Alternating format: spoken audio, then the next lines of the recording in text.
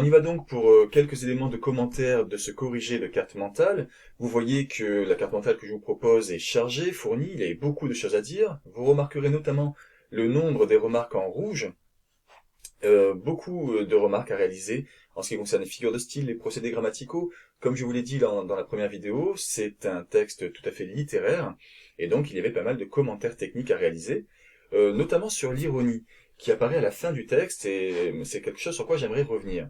Alors l'ironie, nous avons travaillé cela pour la première fois en octobre, dans la séquence numéro 2. Je vous en rappelle la définition. L'ironie, ça consiste à dire le contraire de ce que l'on pense, tout en faisant comprendre que l'on pense l'inverse de ce que l'on dit.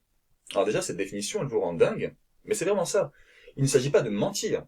Il s'agit de dire le contraire de ce que l'on pense, mais on place des indices, nombreux, plus ou moins flagrants, pour permettre à celui à qui on s'adresse de comprendre notre véritable pensée. Si bien qu'ici, lorsque l'auteur fait des compliments au père, en signalant qu'il est très intelligent, très efficace, il accentue ses compliments par l'hyperbole, mais dans le même temps, il les place en contradiction complète avec tout ce qui précède. Juste avant, par la métaphore de la poupée, il a montré combien la mère a souffert d'être enfermée, a été mariée de force, a été emprisonnée, ce qui est loin d'être une décision intelligente. Alors on a ici de l'ironie qui se déploie. Je vous rappelle que le procédé principal de l'ironie, donc la phrase qui va dire l'inverse que l'on pense, cela s'appelle l'antiphrase. Cette ironie va également être manipulée lorsque l'auteur va parler de l'efficacité de son père. Alors il faut quand même comprendre quelque chose qui passe parfois à côté pour les élèves, c'est que le père est quelqu'un de très riche et de très influent. C'est un homme d'affaires, il travaille dans l'industrie du pétrole, il sait faire de l'argent, des devises, pour reprendre le mot du texte, mais ce que dit ici l'auteur, c'est qu'il ne comprend pas grand-chose à la société et aux souffrances de sa mère. Alors, dernier élément sur lequel j'aimerais insister, c'est un détail qui, je pense, a attiré votre attention lorsque vous vous êtes penché sur l'étude de ce texte. Cette phrase dans laquelle l'auteur nous dit que la mère va prendre une poignée d'herbe, arracher et la manger. Racines, humus, tout compris. Si vous avez été intrigué par cette phrase-là, et j'imagine que ça a été le cas, il faut la commenter. Quelque chose qui retient votre attention en lecture analytique, ça signifie qu'il faut s'attarder dessus et y réfléchir.